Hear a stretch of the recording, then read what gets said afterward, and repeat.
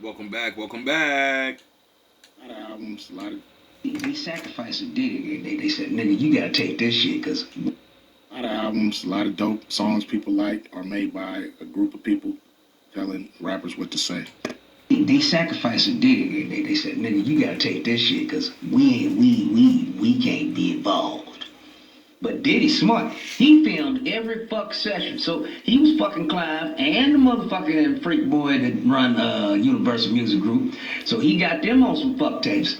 Now that's why they raiding the house, because they got friends in Homeland Security and the feds. And they said, get in there and get them tapes from this nigga. He trying to blackmail us. That's what I believe is going on. They sacrificed and did it. White people do it all the time. This is it. Not niggas. Every time we say it like this.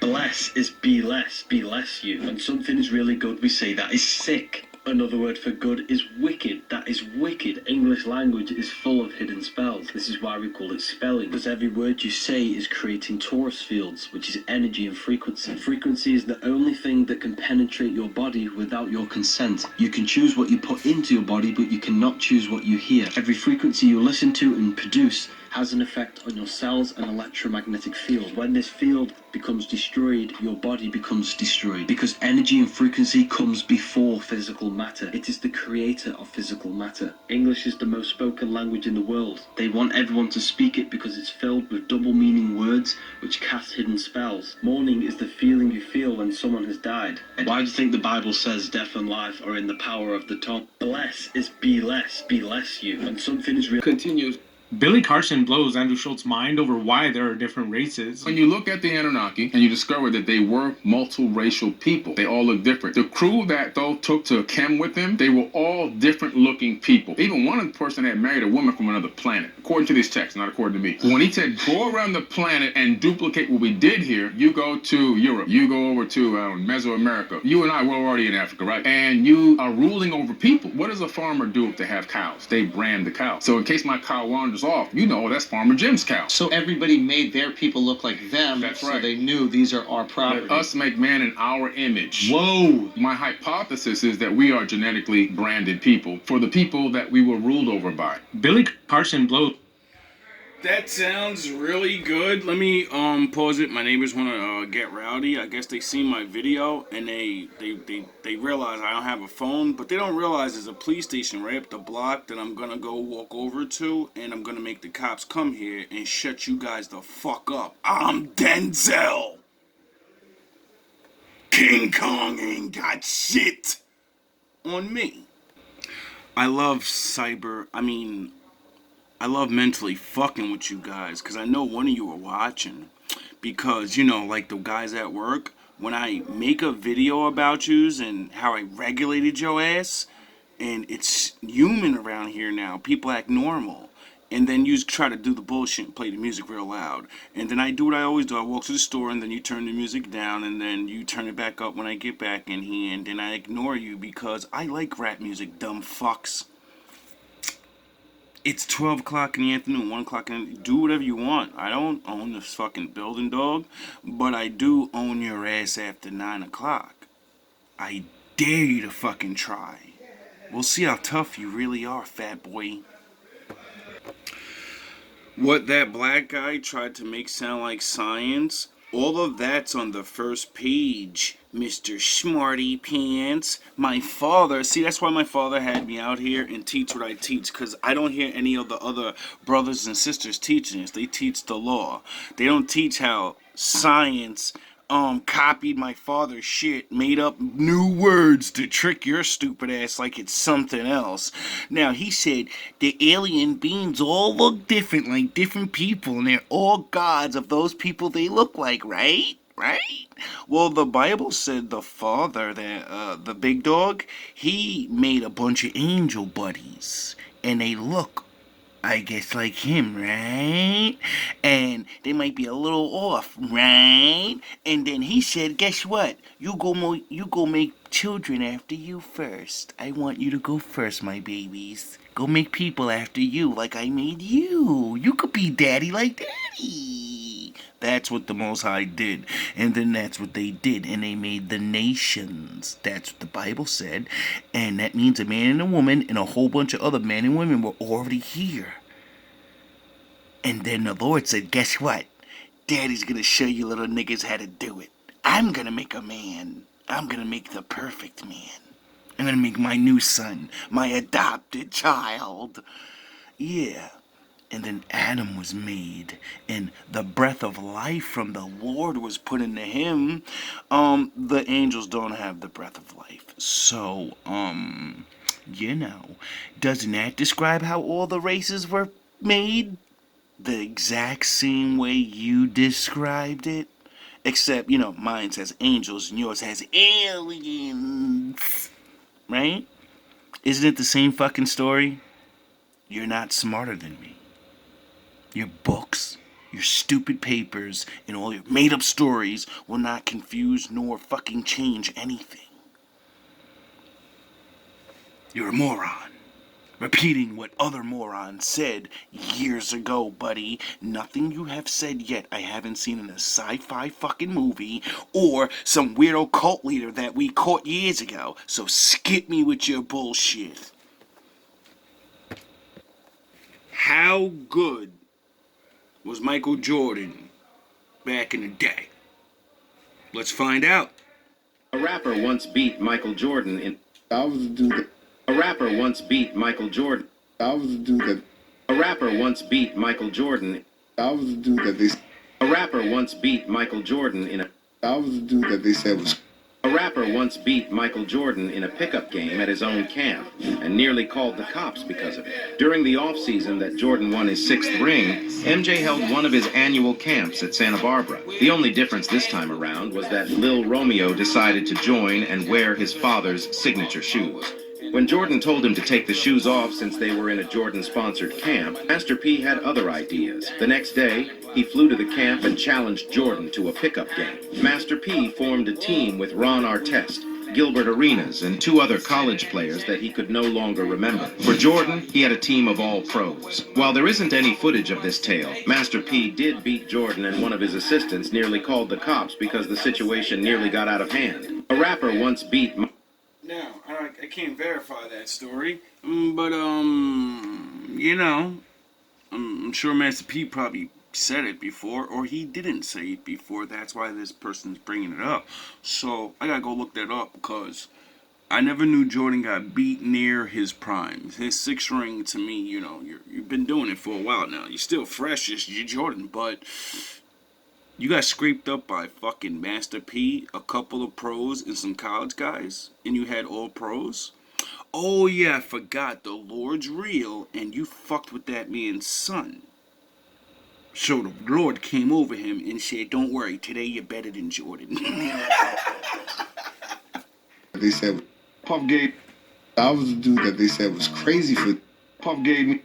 I was the dude that they said was crazy for doing it.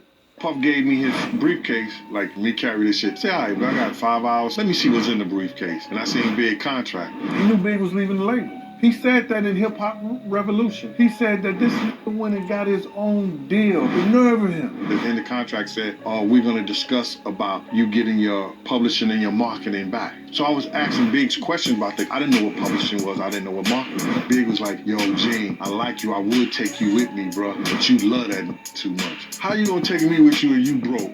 I'm broke. You owe Mike Gadget $30,000 for the system and them drop boxes he put in your truck. Yo, how you know that? But I'm about to get this money. It had Charlie Baltimore, Cameron, Little C's, Little Kim, Junior Mafia, Tracy Lee, and the commission. The contract was for so many years for like $62 million. As an artist, Could you imagine Biggie, Jay-Z, because that's who the commission is. He had his own group. Remember the commission?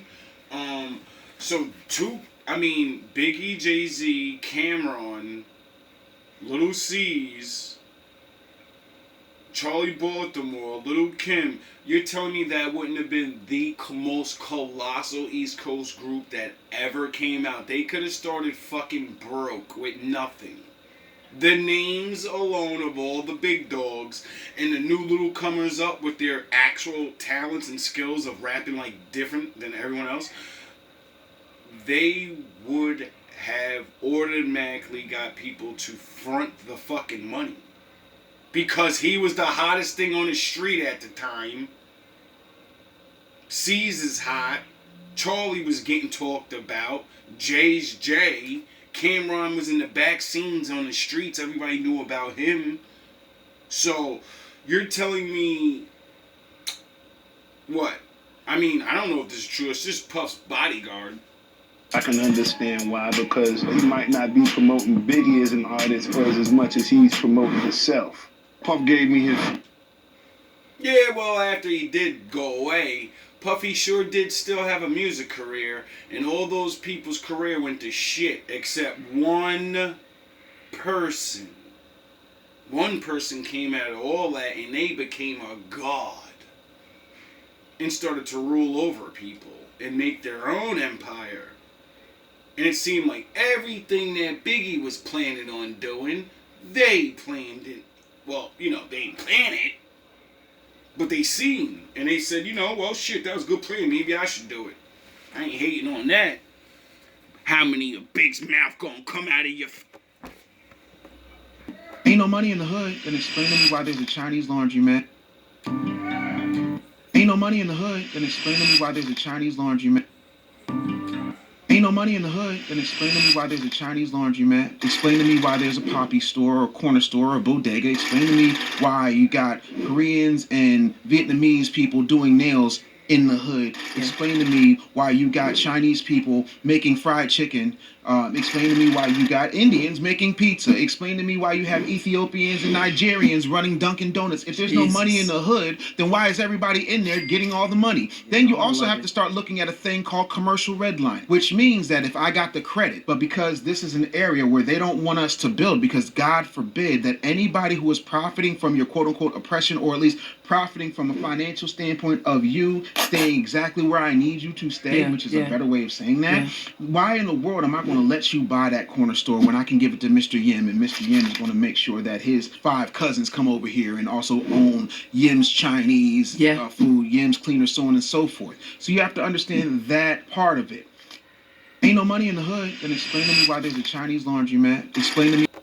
I'll explain it to you. Well, I won't. The Bible will. The Lord said, you disrespected me, so I made you the top of the nations. And now that you disrespected me, I'm going to make you the bottom of them, and you're not allowed to own anything. Ever. Until you follow my laws and I rescue you and show you the way how to get free. Until then, you will live in your own neighborhood. You will not allowed to be able to buy anything, even though you can buy all these things, billions of dollars worth of shit. But God forbid if you take that $1 billion and want to build your own store. You're not qualified, nigger. You don't know the regulations. I've seen plenty of black stores open up in black neighborhoods and go bye-bye. I see everyone else's nation in our home selling us their shit.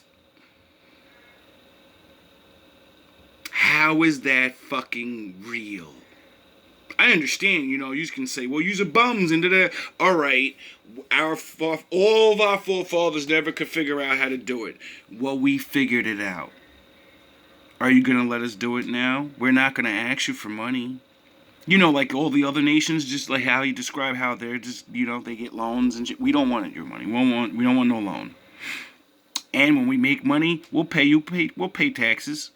We'll be the first to do everything on our own and still give to Caesar. How about that? Huh? I got great plans where you can get what you want and we can get what we want. Being free. And allowed to make things and do things. And then I teach my brothers and sisters the truth. The Lord said we're not supposed to go against him. We make things and we build things and we make things for everybody. And then they can go back to their own places and make money off themselves. And make money off us. You know? Because we're in the game now. We can buy things and shake and bake and make better inventions and whatever the fuck it is. Just like, can I have a corner store? But yeah, can I sell water outside? No, I need a paperwork for that. What about all these other people that are outside everywhere in all these other cities, like New York and, you know, Jersey, and cops drive by those people every day and don't ask them for fucking permits, and you're not going to tell me they all have permits. Some of these people look like they're literally fucking just right off of a beach somewhere. You're not going to hit me with that shit. But if a black man's out there, oh, he's getting fucking stopped. The end game is Jay-Z, Puff Daddy. Correct. 50 Cent. They had an end game. Jay-Z came in with an end game. Same thing with Puff Daddy, same thing with 50 Cent. They had it planned out. But for most part, you want to be a rapper everybody knows. You want to make money. You want to get some chicks. You don't even really know when you're going. It's almost like you're on a treadmill. Give you an example. KRS-One always rapped about black consciousness, positivity, people together. When KRS was the king of the Bronx, when Fat Joe started to become like the new king of the Bronx, I would walk the streets with KRS, and people would come up to him like, teacher, blast master, yo, I'm the hottest rapper out right now. Why they hug KRS and I gotta fight the same guy around the corner? So I asked him, why they hug you, man, and I gotta keep... He was like, hey, because I preach unity and positivity. They don't look at me as a threat. But you, my friend, are Fat Joe the gangster. The end game is shit. It only take me a certain amount of time, baby. Master Windu from the dark and the light. The Sith's only mad cause I mastered my life. They gotta cross you up when your passion is right. Yeah. Cause Merlin on the beat and I mastered the mic. She won everything, go King Midas. He too of everything, so know where your king the nicest. Priceless, marble the floor with niceness. My righteous, marvelous flaws, I'm like this. My likeness is something you can't bite, bitch. I write this from the depths of the soul, so fight this. Mike Switz, absorbing your light hits. The right hits, decapitating your hype tricks. Spike pits, venomous stakes, don't like this. The right picks. Wolves send them in like trips.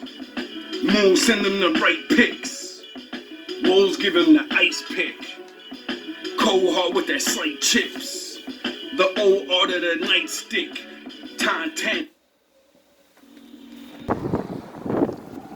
Welcome back.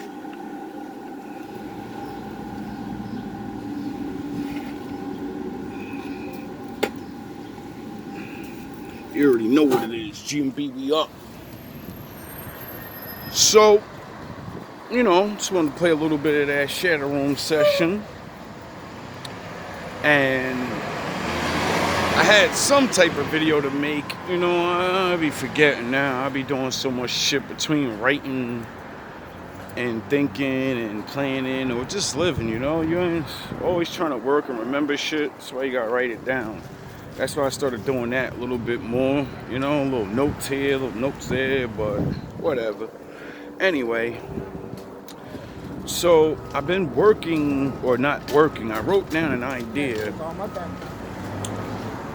about relationships, and I remember when I thought of it, it was, I had a whole bunch of thoughts behind it that could not prove that it's right, but more say that it could work for certain people only, because you would have to be in a certain predicament or situation to, you know, mind state, financially, age, whatever it is. And, you know, most people ain't gonna agree with it, because most people are looking to have a certain life. Like, you know, like when we were young and never fucked anything up, we still want that relationship. But you're not that person no more, so, you know, you gotta, like, pull your head out your ass and start, you know, knowing who you are and what real situation you're actually in. Now, those mistakes or the way you actually look and the way your brain actually is, it's not always, I'm not gonna say it's a bad thing, because there's people on that level, and, you know, we just don't like to choose each other because we don't look like or think like what we want them to be. But where's that getting everybody? Oh, everybody's alone or just fucking, you know, whatever, settling or whatever you want to call it with her relationships that are not really as good as they, you know, I guess could be. So, but I can't, plus, because I only have so much time. I only got 10 minutes. It's more of the do with the epidemic that we're gonna face real soon, and Kevin Samuels made me aware of this, about how many older women there are, and you're all single. You're older now, 30, man, danger zone, 35 and up. And at first I used to be like, nah, that can't be real. There's always gonna be, they're gonna be able to get somebody. What the fuck you talking about? And then he started proving all the psychological things on his show, and them showing how they are, and me as a regular man, not this man they want to be with or whatever. I said in my mind, I don't even want that type of, I don't care what she has, how good she looks, even though I'm not her pick or whatever, whatever, because I'm not Miss Fix Figure, 6 feet tall. I'm almost there, 6 feet tall, and yeah, I'll be getting my 6 figures soon. Anyway, that made me see the reality of you're trapping yourself. Just like the men that are younger, going after women their age. And then we all, majority, not all of us, some of us, we link in and you get families and you don't, whatever, go off and die together. But that doesn't happen for majority of people. Your girl usually leaves you for a older guy that has more shit than you, because that's the only way you can get more shit, is to be older in this world. It ain't back in the day. They put age limits and restrictions on shit. So for you to be young and fall in love, you could make her fall in love and all that, but once she hits about 20 something years old and all that, 20, 25, and you can't take her out like her girlfriends can get taken out by the older niggas and all of that, and you don't know how to have sex like a wild animal yet, because you've been good, you only been sleeping with her, so you don't know how to fucking do all these things, and she don't want to try that shit with you. She too embarrassed, but she don't know him.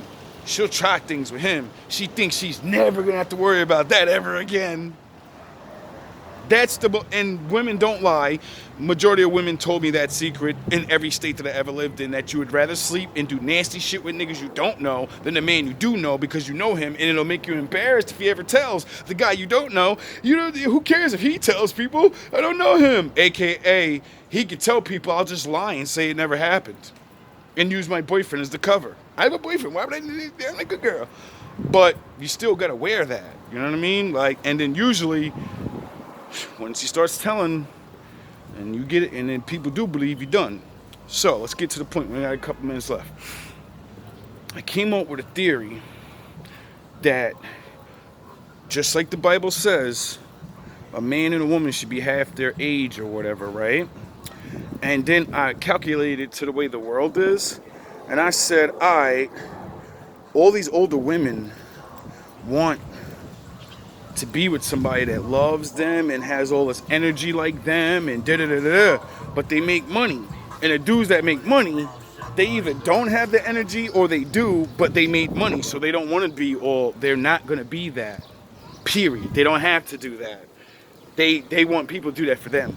And so I said to myself, that is what women that are older, have your things together, maybe a little wilder, you're still breaking rules and laws, you're still a little, you ain't mature all the way, who give a fuck? You're supposed to go get a young guy then, because he has to mature and grow up, so that means you get to still have your fucking wild girl city bullshit, and he's got to grow up out of that, so you can match in, except you just get embarrassed. Oh, your man ain't making money, take care of that nigga. All right, so do you sit at home and are you happy, or are you miserable? Is he stealing your shit, or are you giving it to him? You know what I mean? When it's a real fair trade, when it's really real, then majority of those relationships don't last because dudes fuck it up, or you get talked out of that good relationship because all the older people that like you, they talk your ass right up out of that. Anyway, so I believe that could work. I truly do. With a mature, younger man. It can't just be some young fucking ruffian, stupid ass dude. You know what a good nigga is. You gotta build him up. You know what I mean? Sound the horns. You get the pretty face one, he ain't making that much money. Well, you got money, put that nigga in the gym. Now you got the body, he already got the face you like, he already got the mind you like. Or maybe you need to teach him, sound them horns. And then, boom, you build the man up. Now, I understand women, dudes leave and take what they get, and I get it, bro. Stop. But it works on both ways. But the point is, that would be more secure, at least in mentality and his mentality, so you can link up. And if you find one that wants to grow, then you will mature in that, and then you can have your, because we know y'all young Thundercat older chicks, cause you're old but you're still Thundercat. You'll run these old niggas on your AZ. Shit, them old niggas ain't got the back or the leg strength to really deal with you. Some of you, I ain't gonna diss all the old dudes, you know, a lot of y'all working out, you know what I mean? I'm older, but, you know, it just seems to fit together in my mind. You know, it's experimentation, it just seems to fit together. Just like how the reverse of that is the Lord and his laws about a man being with a younger woman. Duh. To me, it makes sense. Like, you know, you want to be the man, you want to be the man, well, you got to do what men do. I said that constantly. Kev said that constantly. And the shit does make sense to me. Because it could work. Because of the level of maturities and the level of, it's the yin and yang effect, though. You want both yin and yin. You want a rich dude to be just like you, or a well-off man. But listen, you only got a couple more years left. And my Lord might not even grace you 5. Do you really want to spend your last couple of years on this earth fucking trying to show off for people and looking for this dude that ain't coming? Or do you want to get with a young dude, have a father figure in your children's lives, you know what I mean? And this thing ain't got to be just rich chicks that got their shit together. We talking, you know, chicks that got their shit together or whatever, you should get what I mean.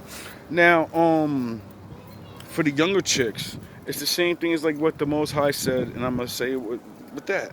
You know, he said you're supposed to be with older men, and when I seen that, that was what helped me get over the pain of losing my first like long relationship. Like, she was like my wife. I was with her for fucking 11 years, bro. Common law, she's my fucking wife. Motherfucker, that was my wife, and by the laws of God of me putting my thing on her like that, that was my wife, nigga. The nigga took my wife from me, nigga. So, we were the same age. Older man got her. I wonder how he got her. So, you know, it made that blow go away as much, because I said, oh, you lost it because, nigga, you was that dude at that time, but you didn't have all that to be the man. If you had all that shit that he had, there's no way that old ugly ass nigga could fuck with my swagger and fuck with my caliber. Because all the fights we would have had would have never happened. I would have had my shit together. I wouldn't have had to be jealous and argue over, or I'd have been like, man, if you want to leave, nigga. You know I'm that nigga. Get the fuck out of here. You see all these broads that I don't cheat on you with, and you see how they looking. I go scoop one of them up real quick. Stop playing. You know what I mean? But that's how it happens, you know? I ain't gonna excuse my bad behavior, but now that I'm older and I see myself looking around, and the older women my age want men older with money, or they want you to be some super fucking whatever, I don't know what it is, because they'll sleep with the regular not make money dudes. You'll find good men, sleep with them, and then you won't, lock it down, you're like, he ain't good enough. So then that made me realize that's what's going to save the younger generation, is them actually pulling their head out of their asses and saying, well, maybe the Bible's right, and I don't need to be playing with these young niggas my age that doesn't matter if they want to take care of their babies, because there's good men that'll have a baby and want to take care of it. But if they can't, which 9 times out of 10 they can't, you're going to struggle, you're going to da-da-da-da. The same struggle you would have with an older man. Except that young nigga ain't got maturity. He don't know how to actually treat a woman. He hasn't been destroyed by women to find that, wow, I have a one that's young and she's not completely broken it. I can mold her into the woman that, like my Lord told me to. And I can make sure and provide and protect, because she's new to the world. She doesn't know all of these millionaire parties and all this bullshit yet. So what I have is a regular job, and what my grown man techniques of being a father and a teacher and all these things, she's going to be done for. She could act like she ain't going to want this shit, but when I get her and I show her the ways of the Lord and show her how a real man does it, and we get money together, then they'll understand, like, all right, I don't want no nigga to come save me because ain't no nigga coming. Not no Superman. No, a regular man's gonna come and save you because regular young women they're useful, you know, just like young men, and it can be used by older people to enhance the things that they choose to, you know, like family and shit. It's a joke. Just being together and not being alone in this crazy ass world. Now, I'm not saying be together just to be together. That's what got most of us in this predicament in the first place. I'm saying, like, what's normally going on now, except we need to open our eyes up and start to choose among people, you know, one based off of certain things that are core important. Do they believe in God like you do? Do they not believe in God like you? Do they believe in going out all the time and having fun and being young? Or do you know what I mean? That shit matters. People just get with each other with the simple things. Oh, we party. So fucking what? Does this person commit to that shit like you? Or do they part-time? You know what I'm saying? Because when they go the long run, they gonna keep doing what they doing. And if they ain't on it like you, how can your relationship eventually last? Because y'all gotta keep making sacrifices for each other. Get it? I could be wrong. I ain't saying I'm right. Like I said, this is me just talking. This is me just trying to give some ideas for maybe whoever's watching, you know what I mean? Like, cause it's hard out here, and I don't want to say that I have any correct answers. I just go with what is, you know, like I always say, everybody right, everybody wrong. It's just in finding the person you could be right with. You know what I mean? We find the people to be wrong with all the time. How come it's so hard to find the people we could be right with? Oh, because we're too choosy and we want so much. Well, maybe not want so much. Some of us are damaged and, you know, we don't trust and all that. So I'll kick it to that. But there's a way, and